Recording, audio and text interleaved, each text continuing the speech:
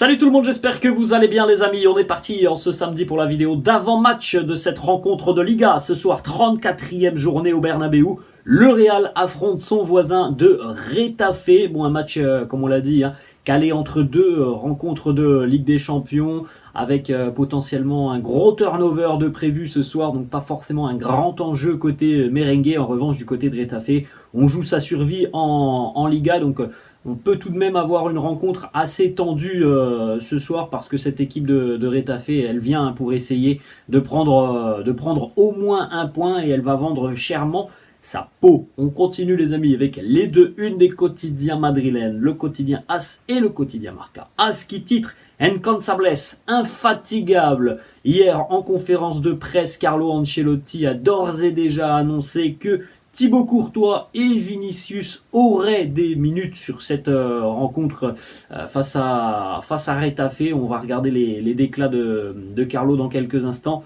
Alors hormis Courtois et Vinicius, on peut s'attendre à avoir un gros turnover ce soir et une énorme rotation de l'effectif. La une du quotidien Marca con la mente en el City, avec la tête vers City. Évidemment, c'est toujours compliqué de jouer ce genre de match qui en plus de ça n'ont pas forcément un grand intérêt au niveau du classement de la Liga. Voilà, il y a évidemment tous les joueurs qui ont déjà la tête tournée vers Manchester City dans quelques jours. Donc voilà, pas facile ce soir d'aborder ce genre de rencontre face à Retafe. Du côté du Real, évidemment, ce qui prédomine ce soir, c'est surtout de ne perdre personne avant le match retour face à Manchester City. On espère aucun pépin physique côté merengue ce soir. Et Carlo l'a annoncé, il va évidemment faire un petit peu tourner et apporter de la fraîcheur dans l'effectif. Et le 11 qui affrontera les voisins de la banlieue de Madrid. On poursuit les amis avec les déclarations justement de Carlo hier en conférence de presse. Alors pas mal de déclarations qui était tourné évidemment vers la rencontre de Manchester City. On a quelques déclats aussi qui concernent ce match face à Retafe. Premièrement, Carlo qui nous dit « J'aurais des doutes sur le 11 pour affronter Manchester City jusqu'à la dernière minute. » Alors depuis quelques jours, et on en a parlé hier sur la chaîne les amis, Carlo serait en train de préparer un plan anti-Manchester City. Plusieurs médias espagnols annoncent que l'on pourrait peut-être même avoir les trois défenseurs centraux en même temps face à Manchester City. Alors ça ne veut pas dire qu'on jouerait avec une défense à 3, mais en tout cas, Rudiger, Alaba et Militao pourraient démarrer la rencontre. Donc à voir comment tout ça pourrait s'organiser. Mais Carlo a beaucoup de doutes sur l'organisation défensive, puisqu'on rappelle que Eder Militao devrait être disponible pour la rencontre retour. C'était pas le cas lors du match aller. Quel est l'état de forme de l'équipe avant d'affronter cette équipe de Retafe? Il nous dit « Nous sommes en très bonne forme. On a quelques doutes qui concernent certains joueurs qui ont reçu des coups mercredi face à Manchester City et qui n'ont pas forcément récupéré de façon optimale. On pense à Rodrigo et Karim Benzema. Ferland Mendy et Dani Ceballos, eux, sont de retour. Ils devraient être titulaires ce soir. L'équipe est très motivée pour gagner cette rencontre. » Ensuite, on continue justement avec le choix Militao ou Rudiger pour affronter Manchester City. Carlo qui me dit « Je pense que plus j'ai de doutes, mieux c'est. C'est un bon signe. J'aurai des doutes jusqu'à la dernière minute. » Voilà la déclaration que l'on vient de voir il y a quelques instants. Autre question d'un journaliste, est-ce que Vinicius et Lunin vont-ils jouer donc aujourd'hui face à Retafe? Courtois va jouer demain et Vinicius aussi. Voilà les mots de Carlo. Il nous dit « En revanche, Vinicius, je ne sais pas s'il débutera. Ce sera une équipe très compétitive. Je ne vais pas prendre de risques car nous avons besoin de joueurs frais. C'est un adversaire qui se bat pour éviter la relégation. Ce sera un match exigeant. L'équipe sera fraîche et énergique. Je ne vous dévoilerai pas le 11 pour ne pas avantager mon ami José Bordalas. » En tout cas, voilà, il l'a bel et bien dit. Vinicius jouera, mais il ne sait pas s'il sera titulaire. Bon, après, évidemment, Vinicius, joueur qui a la vingtaine, un petit peu plus que la vingtaine, c'est pas forcément la même chose de récupérer quand tu as 20 ans que comme une majorité de l'effectif tu as la trentaine voire un petit peu plus. Ensuite d'autres déclats de Carlo Ancelotti, il nous dit justement sur la façon d'aborder cette rencontre face à Retafe, il nous dit pour nous tous les matchs doivent être gagnés. Demain, face à Retafe, ça sera la même chose. Cela nous permet de rester sur une bonne dynamique, cela nous donne l'inquiétude et la motivation dont nous avons besoin. Que diriez-vous de l'entraîneur de Retafe, José Bordalas? Il me dit j'aime sa façon de comprendre le football et la vie. Nous sommes amis, je l'apprécie beaucoup, je lui souhaite le meilleur. José Bordalas avait fait des miracles il y a quelques années avec Retafe, il les avait emmenés en Coupe d'Europe.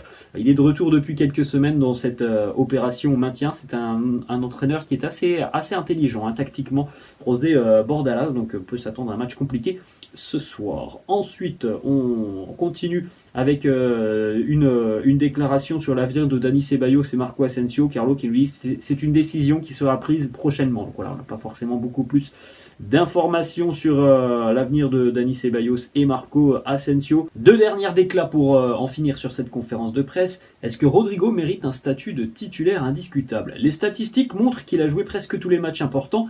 Il a beaucoup progressé. L'équipe gère très bien la présence de 3 vrais attaquants.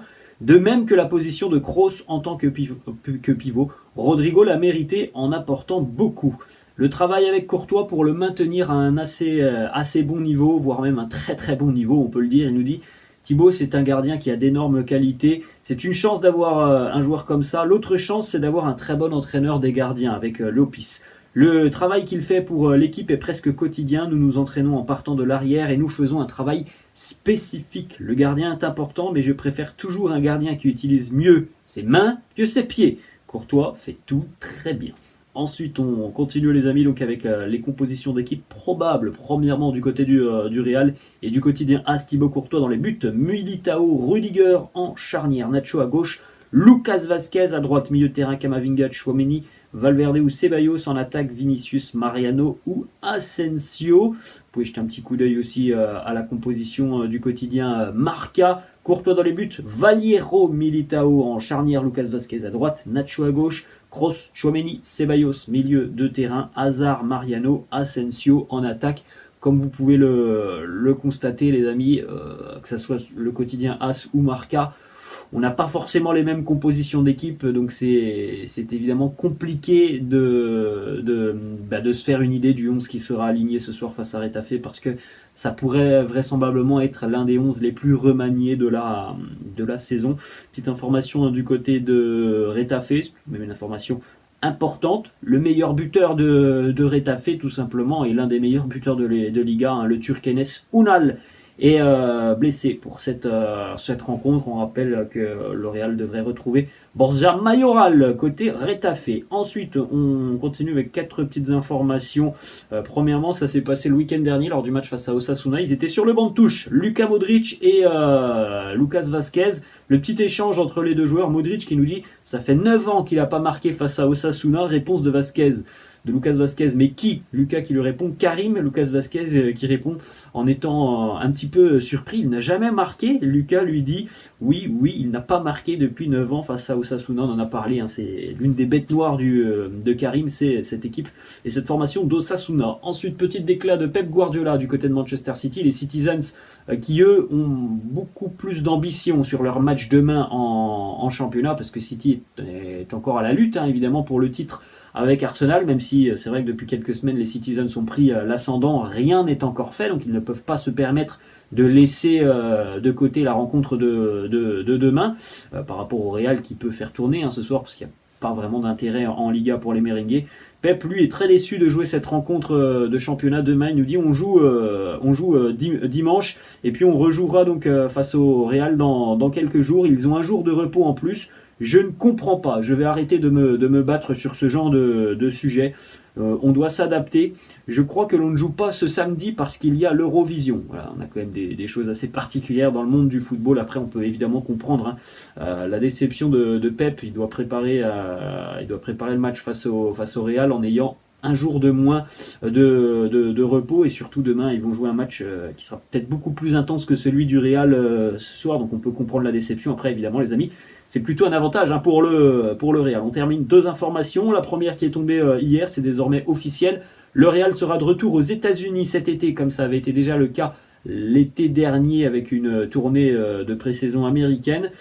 On aura des adversaires prestigieux hein, pour le Real cet été du côté des États-Unis, avec notamment l'AC Milan, un match du côté de Los Angeles. On aura Manchester United avec un match du côté de Houston, le Barça du côté de Dallas et puis la Juventus à Orlando. Donc une très belle tournée américaine pour le Real prévue cet été entre le 23 juillet et le 2 août. Et on termine avec une petite déclat de Fabrizio Romano sur un podcast. Fabrizio Romano qui a été une nouvelle fois questionné sur l'avenir de Kylian Mbappé et il a répondu sur l'intérêt du Real. Il nous dit: le Real qui va sur Kylian Mbappé cet été, ça me semble très très difficile. En revanche, l'été prochain, donc l'été 2024, ça pourrait être l'un des très gros dossiers du Mercato 2024. Voilà les mots de Fabrizio Romano. Le Real ne devrait pas aller sur Mbappé cet été. Voilà les amis, la fin de cette vidéo. J'espère que ça vous a plu. N'hésitez pas comme d'habitude de lâcher un petit pouce bleu. N'hésitez pas non plus à vous abonner à la chaîne. Je vous laisse et je vous dis à la prochaine. Je pense qu'il n'y aura pas de débrief ce soir. Moi ce soir je vais au stade, je vais à Dijon soutenir aussi mon équipe qui joue son maintien aussi, une grande partie de son maintien ce soir. Donc il y a peu de chances qu'il y ait un débrief ce soir les amis. J'espère qu'on fera quand même une vidéo demain pour parler un petit peu de cette rencontre face à Retafe. Je vous laisse et je vous souhaite une bonne journée. Et puis on se retrouvera prochainement sur la chaîne. Ciao.